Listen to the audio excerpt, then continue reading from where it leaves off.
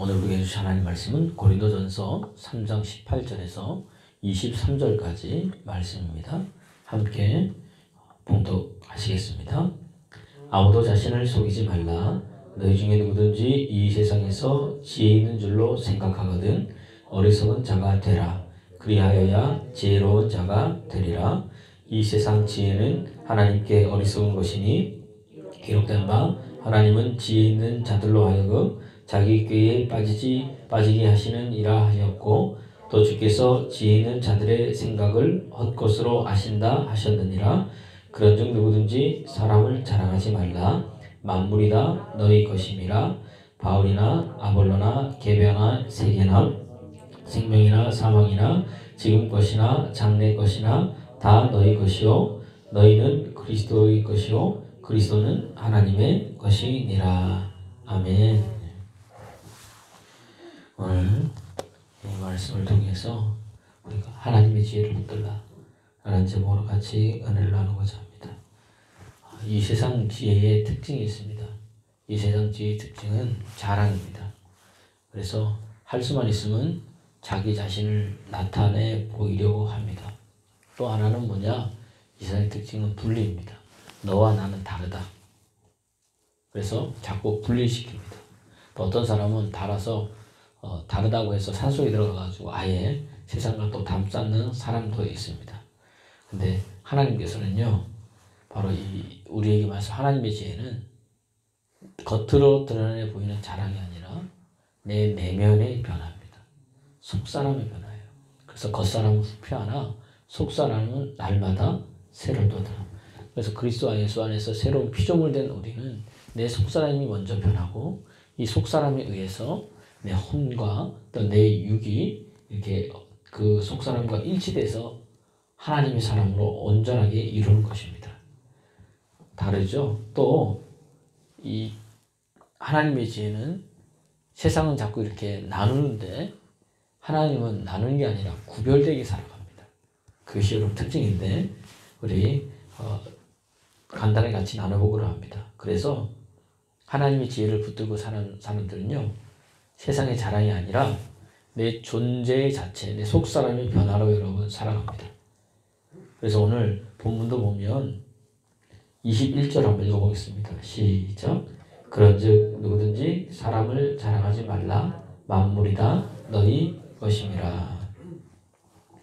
세상의 지혜는 사람을 여러분 자랑합니다. 너는 어느 대학 나왔는지, 어느 회사 다니는지, 얼마나 가졌는지, 또 어느 지위에 있는지 이런 것들을 먼저 자랑합니다. 그러니까 자꾸 보여지는 것을 자랑합니다. 그래서 보여지니까 자꾸 어떻게 돼요? 나를 치장하는 겁니다. 머리부터 발끝까지 명품으로 두르고 없어도 뭐예요? 빚을 내서라도 그렇게 합니다. 그래서 그렇게 입고 다니면 옆 사람이 야 누구 돈 벌었다 이러잖아요. 내가 굳이 자랑하지 않아도 누가 다른 사람을 통해서 자신을 알리는 거죠. 나는 가만히 있어도 말하기 좋아하는 사람이 다 이야기해 줍니다. 그래서 성경은 뭐예요? 내면의 변화를 우리에게 이야기하고 그게 진짜라고 얘기를 하고 주님께서는 우리 속에 숨은 사람, 속사람을 보고 계신다는 이야기입니다. 그래서 오늘 그런데 내 내면의 변화는 내가 할 수 없고 오직 성령님만이 변화시킬 수 있습니다. 성령님이 하나님의 깊은 것 곧 모든 것까지 통달하시고 영적인 것은 영적인 것을 분별하기 때문에 오늘 성령님께서 내 속에서 이 속사람을 변화시켜서 온전히 하나님의 사람으로 여러분 바꿔놓는다는 이야기입니다. 예수님께서 그래서 우리에게 이야기하기를 자꾸 거듭나라고 이야기합니다. 여러분 거듭나야 됩니다. 그래야 하늘나라에 여러분 갈 수 있습니다. 성경에 예수님께서 이걸 가지고 이야기를 하는데 거듭난 사람 바리새인과 이 세계에 대해서 이야기를 들으면서 우리에게 말해주고 있습니다. 바리새인은요 끊임없이 행동만 가지고 이야기를 합니다. 두 사람이 서서 기도했습니다. 세리와 바리새인이 기도했어요. 바리새인이 서서 기도하기를 하나님 나는 하나님들을 감사합니다. 뭘 감사하냐 했더니 내가 토색하지 않았습니다. 불의하지 않았습니다. 간음하지 않았습니다. 그리고 나는 저 세리와 다릅니다. 나는 일주일에 2번씩 금식하고 심저도 하고 주일 성수합니다. 하나님 감사합니다. 이렇게 기도했습니다. 바리새인은 보세요. 자기가 했던 행동만 강조합니다. 자기 의만 드러냅니다. 거기 뭐예요? 자기 자랑만 나타냅니다. 근데 세리는 뭐예요? 서서 감히 얼굴을 하늘로 들어볼 수도 없습니다. 하나님, 나는 죄인입니다. 나를 불쌍히 여겨 주시옵소서. 자기가 뭐 하나님 앞에서 뭐 했다, 난 이거 했다 저거 했다 말하지 않습니다. 할 것도 없고요. 근데 바리새인은요, 아무리 열심히 그렇게 신앙생활 하는데 자기 의를 드러내니까 그 속사람이 변화가 되지 않는 겁니다. 물론 기독교 행동이 변하지만 그 사람들은 늘 행동만 강조합니다. 이거 뭐예요? 자기를 자랑하는 거죠. 이런 사람은 뭐라 그럽니까? 외식하는 사람의 특징은 자기의 의를 강조합니다. 내가 하나님 앞에 뭘 했다는 것만 이야기를 합니다. 근데 실상의 삶은 뭐예요? 변화된 게 아무것도 없다는 이야기입니다. 예수님께서 그래서 바리새인들에게 이 독사의 자식들아, 회칠한 무덤아 이야기를 합니다. 그러나 우리에게도 말씀하시기를 뭐라 그래요? 그러나 바리새인 같은 열심, 저들이 가지고 있는 틀린 열심이지만 그 하나님 믿으면 그 열심은 뭐예요? 우리가 가지라고 주님 말씀해 주고 있습니다. 그래서 여러분, 그리스도인은요, 자랑하는 인생이 아닙니다. 죽고 희생하는 인생입니다. 예수님 말합니다. 한 알의 밀알이 땅에 떨어져 썩으면 많은 열매를 맺습니다. 내를 통해서 내가 썩어서 없어져서 다른 사람을 살리게 됩니다. 예수님이요, 존재하는 것만 이유로도 많은 사람이 변화되고 살아났습니다. 마찬가지입니다. 여러분이 내면의 존재가 변화가 되면 성령님 여러분을 통해서 많은 사람을 살릴 줄로 여러분 믿습니다. 이것이 여러분 그리스도인입니다. 그래서 하나님의 백성들, 그리스도인들은요, 이 땅 살아갈 때 자랑이 아니라 하나님이 주신 지혜, 하나님이 주신 권능 가지고 섬기며 헌신하며 살아야 됩니다. 사람을 세우고 그 다음에 내면의 변화를 일으켜서 진정 하나님을 만나게 해야 된다는 이야기입니다. 그래서 성경은요, 그리스도인들을 뭐라 그럽니까? 당신은 복의 근원이다. 당신은 모험의 통로다. 당신을 통해서 하나님의 축복이 흘러나간다. 할렐루야. 오늘 여러분이 그런 자입니다. 근데 그런 자가 그런 일을 하지 못하니까 다른 것에 얽매여 있으니 얼마나 힘듭니까? 여러분, 오늘 하나님이 주신 지혜로 자랑하지 말고 나누고 생명을 살리는 믿음의 사람 되기를 그리스도 예수님을 축원합니다. 그냥 고린도 교회가 그랬거든요. 자랑했다는 겁니다.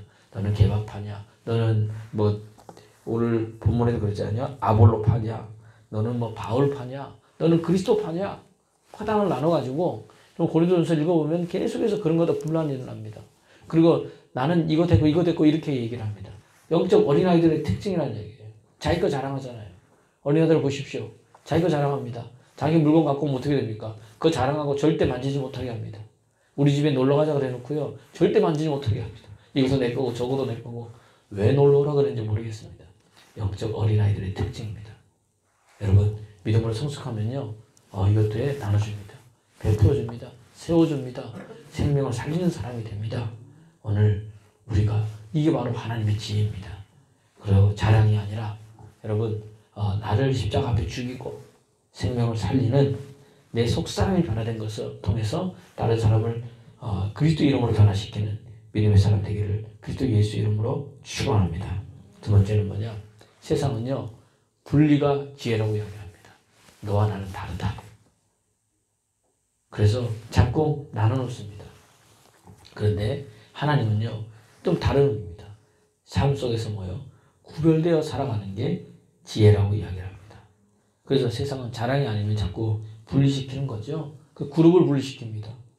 지금도 우리나라 사회 보십시오. 변호사는 변호사 그룹대로, 판사는 판사 그룹대로, 의사는 의사 그룹대로. 예, 동질성 같이 모이는 건 좋은데 그것이 하나의 뭐죠? 세력이 돼가지고 자기보다 밑에 있는 사람들은 무시하고 업신여기고 그렇게 가는 경우가 다 그게 아니라 이제 그렇게 되어가는 게 지금 우리 사회가 극단으로 치닫고 있잖아요.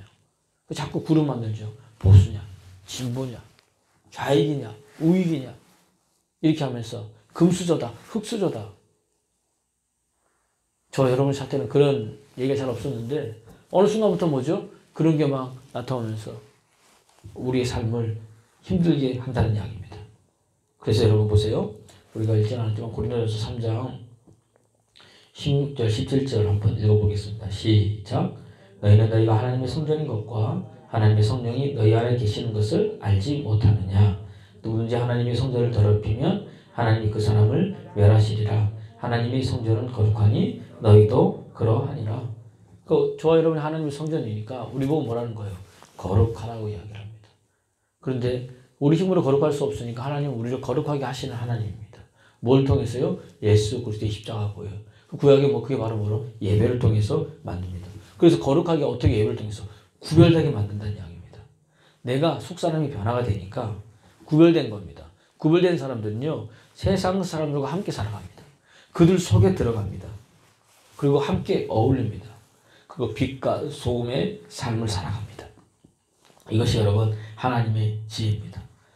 그러니까 우리가 교회 안에서도 마찬가지예요. 기도할 때 뭐 해야 됩니까? 기도해야 됩니다. 봉사할 때 뭐 해야 돼요? 봉사해야 됩니다. 근데 꼭 기도할 때 뭐예요? 일한다고 설치해서 사람들이 있습니다. 열심히 다 일하고 있는데 혼자 뭐죠? 요즘 나 기도 생활 부족한 것 같아. 기도하고 있습니다. 이거는 뭐예요? 이거는 속사람이 변화가 아니라 자기를 드러내는 거죠. 오늘 마찬가지라는 이야기입니다. 그래서 오늘 본문 23절도 한번 보세요. 여러분이 왜 그럴 수밖에 없는가 이야기합니다. 시작. 너희는 그리스도의 것이요 그리스도는 하나님의 것이니라. 여러분은 그리스도의 것입니다. 그러니까 그리스도가 내 안에 있고 내가 그리스도 안에 여러분 있는 겁니다. 그렇기 때문에 뭐예요? 옛사람은 죽고 내 안에 먼저 새 사람으로 변화된 겁니다. 복음에서 여러분 거룩은 나는 게 아닙니다. 다 인정해 주는 겁니다. 그리고 구별되어 살아가는 겁니다. 근데 세상은 자꾸 나누잖아요. 넌 죄인이다. 나는 의인이다. 나는 잘 살고 너는 못 산다. 넌 가난하지 않냐. 넌 나하고 틀리다. 이렇게 얘기합니다. 그런데 뭐예요? 하나님의 은혜의 복음은 다릅니다. 죄인이든 고난이든 힘듦이든 어려움이든 상관없습니다. 그들과 함께 그것과 함께 같이 갑니다. 그러나 그 속에서 뭐예요? 구별되어 살아가면서 하나님의 영광을 나타냅니다. 이 세상에 썩지 않는 게 어디 있습니까? 죽지 않는 게 여러분 어디 있습니까? 여러분 한번 보세요. 나무가 있습니다. 여러분 소나무를 보면 처음에 소나무를 만지면 겉이 어때요? 말랑말랑합니까? 딱딱합니까? 딱딱하지. 그게 뭐라 껍질이잖아요. 그러나 껍질이 왜 있습니까? 그 속에 껍질을 벗겨보면 어떻게 돼요? 그 속에 진짜 생명이 있다는 이야기입니다. 근데 껍질이 딱딱해서 죽은 것처럼 보이지만 그 껍질이 있어가지고 그 속에 뭐예요? 생명을 여러분 보호해 준다는 이야기입니다. 마찬가지입니다. 우리가 교회 나와서 예수 믿지 않습니까? 여러분 우리가 이 교회가 어떻게 보면은 형식적인 것 같고 교회가 하나에 보여지는 것 같지만 그 교회가 있기 때문에 뭐예요? 이 교회가 저와 여러분을 보호합니다. 왜냐하면 교회는 하나님의 것이기 때문입니다. 교회의 머리는 그리스도라는 이야기입니다. 그러니까 죽은 것 같아도 그것이 있기 때문에 속이 뭐죠? 건강해집니다. 여러분 그래서 교회는 본질이 있어야 되고 때로는 형식도 뭐죠? 제대로 잘 갖춰져야 됩니다. 그럴 때 살아나가는 겁니다. 시편 73편을 보면 악인이 막 형통하는 거예요. 시편 기자가 너무 괴로워합니다. 그러니까 자기가 시편 73편 13절을 보면 내가 내 마음을 깨끗하게 하며 내 손을 씻어가지고 무죄하다. 나는 깨끗하게 하고 하나님께 무죄하다 한 것이 전부 다 뭐죠? 헛되다는 거예요. 그래봤자 악인이 지금 잘 된다는 이야기입니다. 나는 매일 재난당하고 고난당하는데 악인은 형통한 거예요. 그런데 17절에서 시편 기자가 내가 하나님의 성소에 들어갈 때야 그들의 종문을 내가 깨달았도다. 다시 말하면 뭐예요? 성소에 왜 들어가요? 하나님께 예배하러 하나님 만나러 들어갑니다. 악인의 형통 때문에 나는 열심히 하는데 왜 그러냐 그랬는데 세상의 모든 것 이거 이기는 방법이 뭐예요? 예배라는 이야기입니다. 예배는 우리로 하여금 하나님 만나게 합니다. 예배를 통해서 하나님 만난 사람은요 관점이 바뀝니다. 세상의 관점에서 하나님의 관점으로 바뀝니다. 그래서 일상 삶을 살아갈 때 인생에 참된 기쁨이 오직 누구뿐이 없다. 예수 그리스도 하나님뿐이 없음을 그때부터 알게 됩니다. 그러니까 세상에 보면 우리 눈에 보기에 이건 너무나 좀 부조리하고 이건 너무나 좀 그렇잖아요. 근데 그 속에서도 뭐예요? 찬양할 수 있습니다. 감사할 수 있다는 이야기입니다. 그것이 뭐예요? 하나님의 지혜입니다. 그러면서 살아갑니다. 여러분 바울과 실라를 기억하십니까? 그들이 빌립보에서 복음 전했습니다. 그런데 감옥에 갇혔습니다. 여러분 이게 말이 됩니까? 복음을 위하여 하나님의 뜻대로 살아가는데 그게 남는 건 뭐예요? 핍박뿐이 없었습니다. 요셉이